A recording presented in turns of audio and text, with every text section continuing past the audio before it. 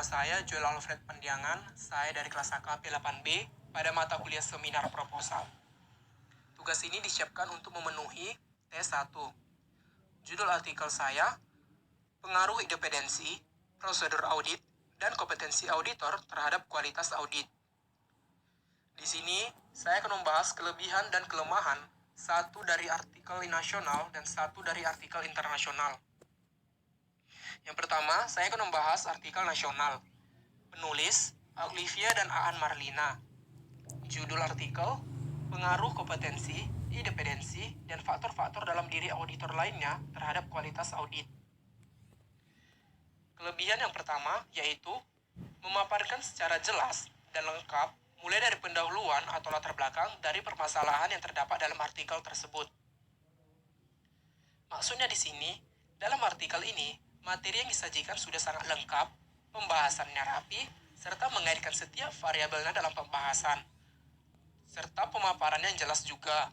Hal ini dipastikan dapat memberikan kemudahan bagi pembaca akan makna yang terkandung di dalam jurnal tersebut.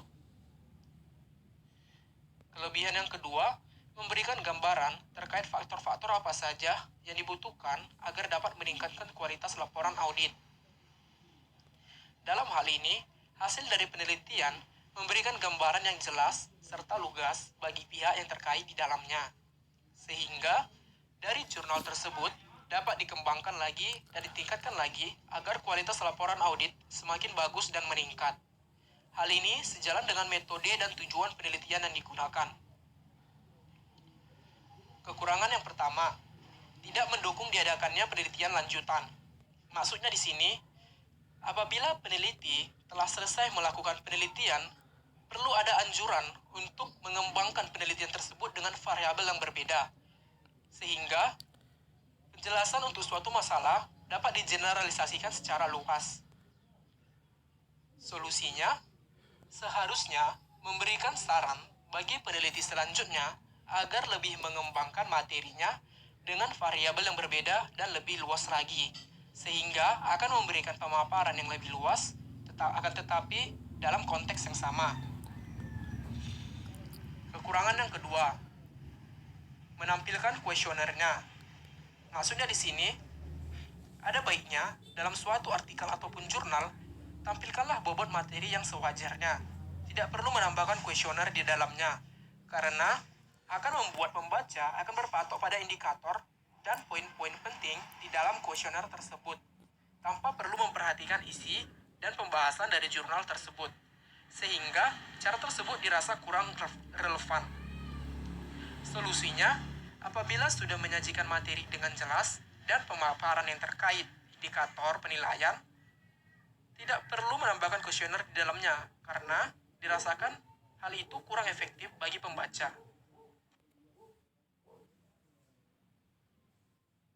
Yang kedua, saya akan membahas kelebihan dan kekurangan jurnal internasional. Nama penulis, Agus Widodo dan Karis Subianto. Judul artikel, Independence, Professionalism, Professional Skepticism, The Relation Toward the Result Audit Quality. Kelebihan yang pertama, have include a research design, already include data analysis technique, sampling technique, and the number of sampling used. Dalam artikel ini, sudah mencantumkan desain penelitian, teknik analisis data, teknik sampling, dan juga jumlah sampel yang akan digunakan. Hal ini dilakukan agar maksud dan tujuannya untuk memberikan gambaran bagi pembaca bahwa jurnal tersebut sudah disusun dan dibuat berdasarkan data yang valid dan cara yang benar serta pengolahan yang baik.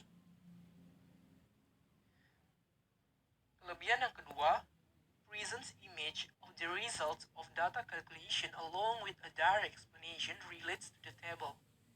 Maksudnya di sini, menyajikan gambar hasil perhitungan beserta penjelasan langsung terkait tabel tersebut, sehingga mempermudah pembaca memahami isi dari hasil penelitian tersebut.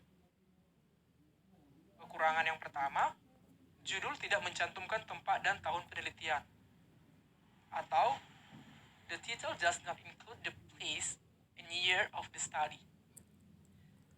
Masuk penjelasannya di sini yaitu in good research, it's better to show that place of research and the period of the year he did that research or when he wants to obtain the data to be processed.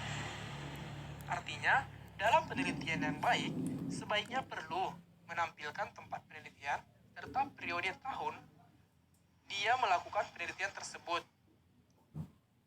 Solusinya, I'm recommend the journal include the place and year of research so that readers know. Atau sebaiknya mencantumkan terlebih dahulu tempat dan tahun penelitian.